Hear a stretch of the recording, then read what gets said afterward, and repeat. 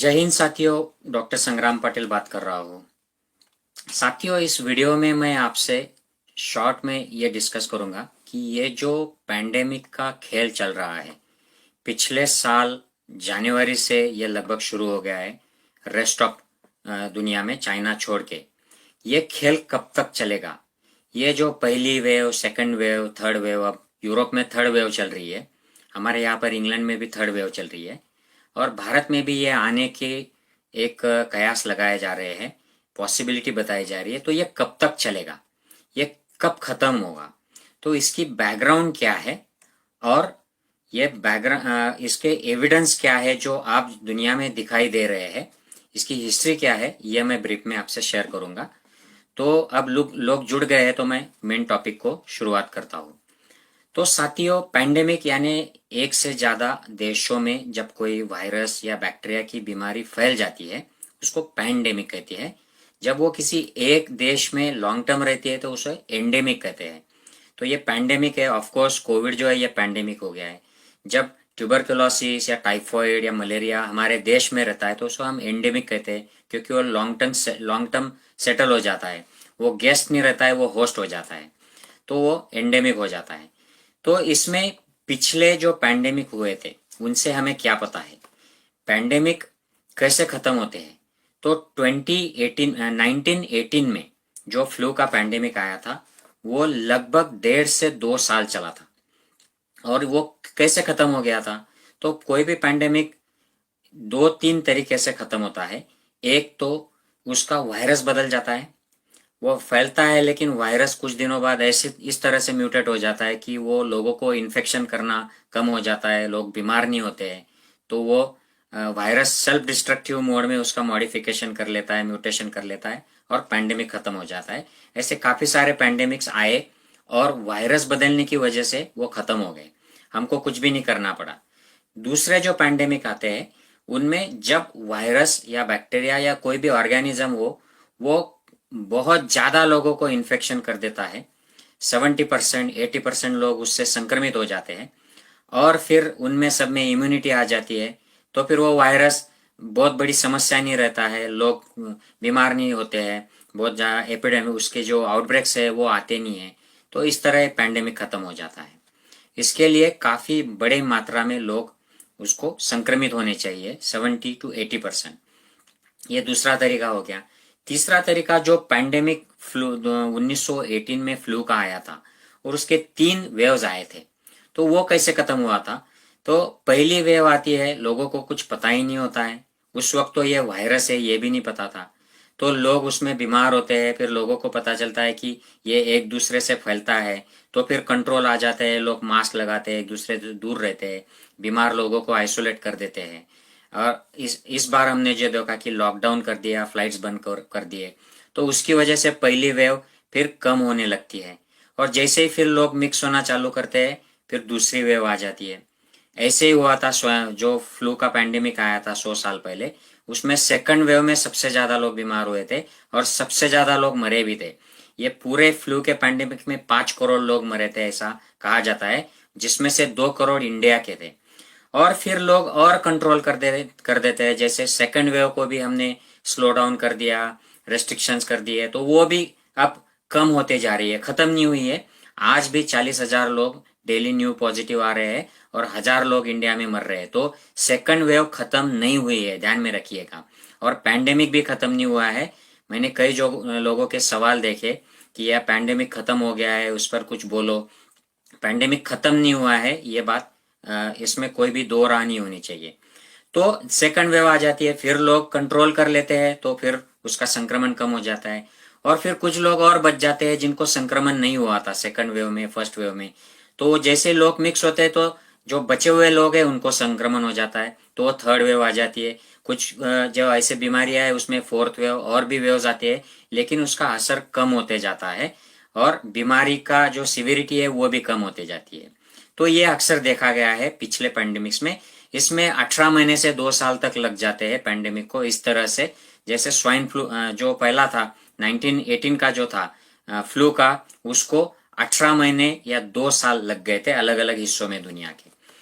अब का जो पैंडेमिक है साथियों, ये अब वायरस तो है, ये बदला नहीं है, बदला, लेकिन जो भी नए म्यूटेशन आ रहे हैं वो और ज्यादा फैल रहे हैं, उससे लोग और बीमार हो रहे हैं। तो म्यूटेशन की वजह से ये गया नहीं है, ये और फैला हुआ है और स्ट्रांग हो गया है। अब ये डेल्टा तो सबसे बढ़िया उनका वायरस का एक सोल्जर है, हमारे लिए बढ़िया नहीं है, हमारे लिए तो डेंजरस है, लेकिन उनका सोल्जर है, और वो अब सारी दुनिया में फैल रहा है। ये अब अफ्रीका में भी फैल गया है, यूरोप में थर्ड वेव इसकी है, यूके में थर्ड वेव अभी भी चल रही है, केसेस बढ़ रहे हैं अभी भी, और अमेरिका कनाडा में भी इसके केसेस बढ़ रहे हैं। तो वायरस है, हर्ड इम्यूनिटी अब तक नहीं आई है, क्योंकि अभी तुमने केरला का न्यूज सुना होगा, वहां की जो हेल्थ मिनिस्टर है उसने कहा कि पिछले वेव के टाइम 11% लोग इन्फेक्ट हुए थे, अब 20-22% हुए होंगे। इसका मतलब है कि संक्रमण हुआ नहीं है लोगों को, और भी बहुत सारे लोग बच गए हैं।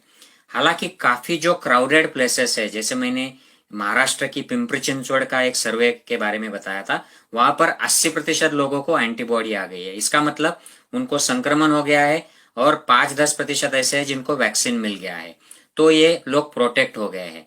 लेकिन ये सिर्फ ये क्राउडेड सिटी महाराष्ट्र की, जहां पर बहुत कोविड फैला था, वहां की स्थिति है। ये सब जगह पर लागू नहीं हो सकती। यही बात आंध्र प्रदेश में सही नहीं है, तमिलनाडु में नहीं है, पश्चिम बंगाल में नहीं है, या कश्मीर में आप ये नहीं बोल सकते हो। वहां के लोगों में इन्फेक्शन अभी तक नहीं हुआ है, तो उनको इन्फेक्शन होगा जब वो मिक्स हो जाएंगे या संक्रमण वहां तक फैल जाएगा। तो इसका मतलब हर्ड इम्यूनिटी अभी तक आई नहीं है, दुनिया के काफी सारे देशों में नहीं है, कुछ लोगों में हर्ड इम्यूनिटी तक पहुंच गए हैं वो दोस्त, बिकॉज ऑफ द वैक्सीन। अब इम्यूनिटी जो है, कभी कभी ऐसे होता है साथियों कि ये सीजनल जो वायरसेस आते हैं, फ्लू, इन्फ्लुएंजा, अलग अलग जो वायरस आते हैं, इसका इतना एक्सपोजर लोगों को हो जाता है कि ये बार बार इनको एक्सपोजर की वजह से इम्यूनिटी को पता चल जाता है कि इनको कैसे हैंडल करना है, फिर ये सादी सर्दी हो जाते हैं, जैसे सर्दी जुकाम होता है। लेकिन कोविड अब तक ऐसे नहीं हुआ है, कुछ देशों में हुआ है, होना शुरू हुआ है, जैसे कि इंग्लैंड की बात है, मैं आगे आपको बताऊंगा 1-2 मिनट में। यहाँ पर अब सर्दी खांसी जैसी बीमारी इसकी हो रही है, जिन लोगों को वैक्सीन मिल गया है उनमें। जिनको वैक्सीन नहीं मिला है वो अभी भी इनमें सीरियस कोविड का इसमें नुकसान हो सकता है, रिस्क रहता है। तो ये है अलग अलग मार्ग जिससे पैंडेमिक कम हो जाता है, और फिर वो उस देश में, उस समाज में रहता है, बार बार आता है, जैसे वो एंडेमिक हो गया हो, हमेशा के लिए वहां का हो गया, मेहमान नहीं रहा। जैसे सर्दी जुकाम, मलेरिया, टाइफाइड वगैरह है, ये एंडेमिक हो जाते हैं। अभी तक कोविड ऐसे हुआ नहीं है, लेकिन ये एंडेमिक होने वाला है। ये मैं क्यों कह रहा हूं, क्योंकि 1918 का जो इन्फ्लुएंजा वायरस था वो आज भी है समाज में, आज भी लोगों को फ्लू हो जाता है। विंटर के सीजन में यहाँ पर कोल्ड जो कंट्रीज है वेस्ट की, यहाँ पर लोगों को न्यूमोनिया हो जाता है फ्लू का। इंडिया जैसे देश में भी फ्लू न्यूमोनिया हो जाता है, लोग बीमार हो जाते हैं, मर भी जाते हैं, लेकिन ज्यादातर लोगों को कुछ नहीं होता है, सिर्फ सर्दी आती है, गला खराब होता है, और वो 3-4 दिन में रिकवर हो जाते हैं। मतलब ये सर्दी हो गए। कोरोना अब दुनिया के ज्यादातर हिस्सों में सर्दी नहीं हुआ है, ये सिंपल जुकाम नहीं है, लेकिन वो हो रहा है धीरे धीरे, एंडेमिक जैसे होने को अब शुरुआत हो गई है, लेकिन इसको टाइम लगेगा। तो क्या टाइम लगेगा, क्या क्या चीजें हैं जिससे ये हो जाएगा? सबसे इंपॉर्टेंट जो बात है कि इसको वैक्सीनेशन लगेगा, क्योंकि हर्ड इम्यूनिटी, नैसर्गिक संक्रमण लोगों में अभी नहीं हुआ है, ज्यादातर लोगों में, उसको हमें वैक्सीनेशन से कवर करना पड़ेगा। क्यों वैक्सीनेशन से करना पड़ेगा? नैसर्गिक जो रूट है उससे क्यों नहीं? क्योंकि नेचुरल इन्फेक्शन से काफी सारे लोग बीमार हो जाते हैं, उनमें से कुछ गंभीर हो जाते हैं और लोग मर जाते हैं। ये हमने सेकंड वेव में देखा, इतने लोग मर गए इंडिया में कि उनको शमशान भूमि में जगह भी नहीं मिल रही थी, कब्रिस्तान में जगह नहीं मिल रही थी। लोगों ने गंगा नदी में, यमुना नदी में लोगों के शव फेंक दिए, और ये सारा हमने देखा, दुखद जो सीन था ये देखा। ये नहीं होना चाहिए, इसलिए हमें इसको कंट्रोल करने के लिए वैक्सीनेशन लेना चाहिए, जिससे लोगों को प्रोटेक्ट किया जा सके, और अगर वो इन्फेक्ट भी हो गए तो उनको माइल्ड इन्फेक्शन हो या कुछ भी इन्फेक्शन ना हो। तो यह सब कंट्रोल तरीके से अगर हमें करना है तो हमें वैक्सीनेशन की जरूरत है। अब ऐसे कौन से देश है दुनिया में जिन्होंने अच्छा वैक्सीनेशन कर लिया और वहां पे अब हालात एकदम कंट्रोल में आ गए? तो यहाँ पर इंग्लैंड की बात लीजिए।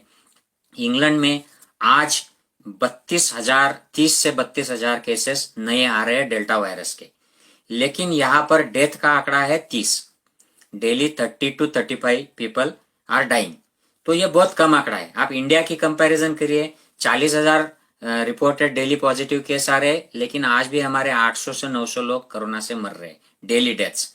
तो 30 32 हजार के 30 लोग मर रहे और इंडिया में 40,000 के 800 900 मर रहे। हालांकि इसमें इंडिया में बैकलॉग भी है, जो लोग पहले से इन्फेक्ट हुए थे, बीमार हो गए, सीरियस हो गए, वो बाद में मर जाते हैं। लेकिन अगर हम वो भी कंसिडर करें तो भी यहाँ पर यूके में ओवरऑल डेथ एकदम कम हो गई है। इनका मानना था कि डेथ बढ़ जाएंगी यहाँ पर यूके में, लेकिन उससे आधे डेथ भी नहीं हो रहे। तो ये क्यों हो रहा है? क्योंकि यहाँ पे अब लोग वैक्सीनेट हो गए, और जिनको इन्फेक्शन हो रहा है, ये यंगस्टर्स है, वो मरते नहीं है ज्यादा। और जिनको वैक्सीनेशन के बाद इन्फेक्शन हो रहा है, वो एडमिट नहीं होते हैं, वो सीरियस नहीं होते हैं। तो जो भी लोग एडमिट हो रहे हैं, सीरियस हो रहे हैं और मर रहे हैं यहाँ पर, वो ज्यादातर बूढ़े लोग हैं, या उनमें कुछ बीमारियां है, या फिर उन्होंने वैक्सीन नहीं लिया है। तो ये ऐसे लोग हैं। जब ये भी कवर हो जाएंगे और यहाँ पे काफी बड़ी मात्रा में 80% तक वैक्सीनेशन और नेचुरल इन्फेक्शन हो जाएगा, तो ये लगभग सादी सर्दी हो जाएगी। फिर हर विंटर में या हर कुछ महीनों के बाद इसका कोरोना का आउटब्रेक आएगा, कुछ लोग बीमार हो जाएंगे, लेकिन लॉकडाउन नहीं जरूरी रहेंगे, लोगों को रोकना नहीं पड़ेगा, मार्केट्स खुले रहेंगे, तो ये सादी सर्दी हो जाएगी। ऐसे ही हालात अब कनाडा में है, बहुत इंप्रूव हो गई है सिचुएशन। इसराइल, मिडल ईस्ट के लगभग सारे कंट्रीज में वैक्सीनेशन बहुत ज्यादा मात्रा में हो गया है, तो उनके व्यवहार ऑलमोस्ट नॉर्मल हो गए।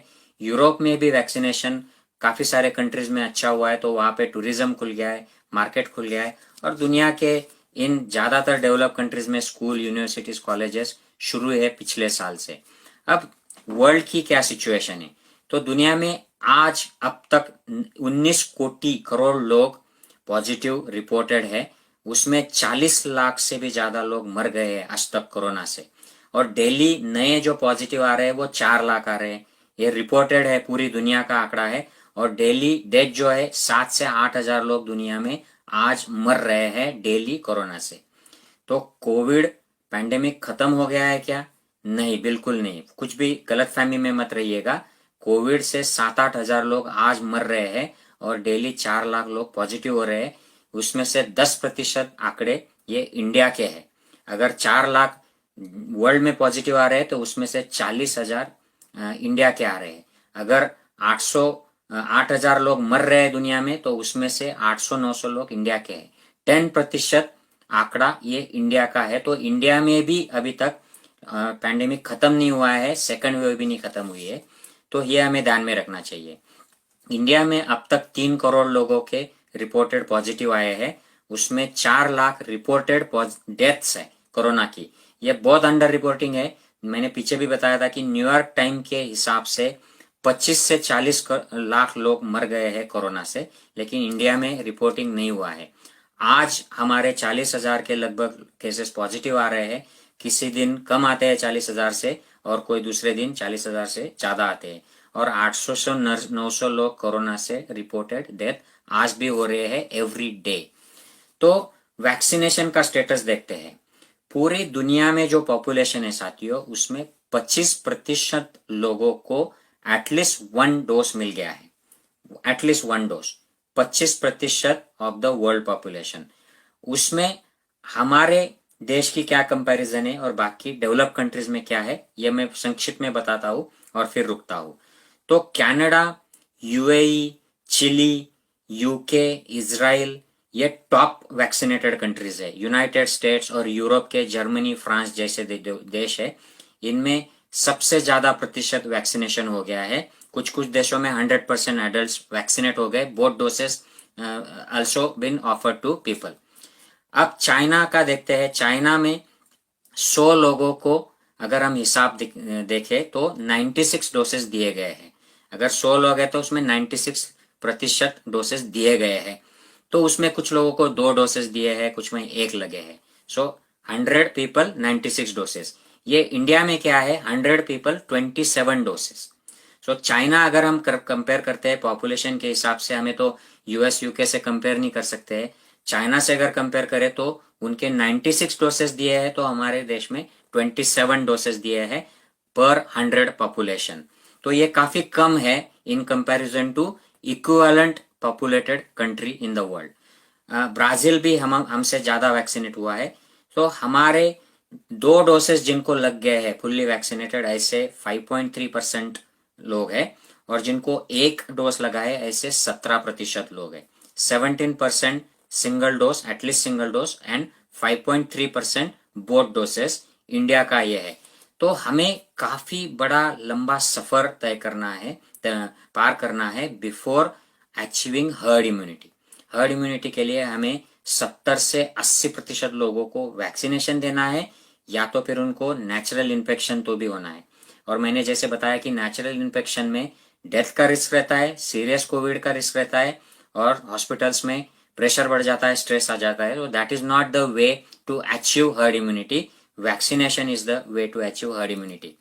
तो साथियों, थर्ड वेव के बारे में बोलता हूं कि हमारी पिछली जो वेव आई थी वो अभी अप्रैल में शुरू हुई है, और यूके के अगर बात करें तो दिसंबर में सेकंड वेव शुरू हुई थी, और अब मई में उनकी थर्ड वेव शुरू हो गई। तो लगभग 5-6 महीने का फासला 2 वेव में रहता है। अगर हमारी अप्रैल में सेकंड वेव शुरू हुई है, तो third wave is expected in September October. उसके शायद पहले भी आ सकती है। अगर हमारे ज्यादा सुपर स्प्रेडर इवेंट्स हो गए, भीड़ हो गई, जमा हो गई, हमारे कुछ कल्चरल रिलीजियस प्रोग्राम हो गए, पॉलिटिकल रैलीज हो गई, तो थर्ड वेव उसके पहले भी आ सकती है। लेकिन ये किस बात पर निर्भर रहेगा? कितने लोगों को ऑलरेडी इन्फेक्शन हो गया है, तो उन लोगों का प्रोटेक्शन हो जाएगा, और उनकी वजह से समाज में संक्रमण का रेट भी कम हो जाएगा। और कितने लोगों को हमने वैक्सीनेट कर लिया है, तो ये मिलाकर टोटल जो पॉपुलेशन है ये प्रोटेक्टेड रहेगा, और ये स्लो डाउन करेंगे कोरोना के स्प्रेड को। तो हमारा वैक्सीनेशन का आंकड़ा मैंने बताया कि फुल्ली वैक्सीनेटेड जिनको दोनों डोज मिल गई है 5.3% है, और जिनको 1 डोज मिल गया है इसे 17% है। तो ये बहुत कम है आंकड़ा, हमको इसको बढ़ाना पड़ेगा।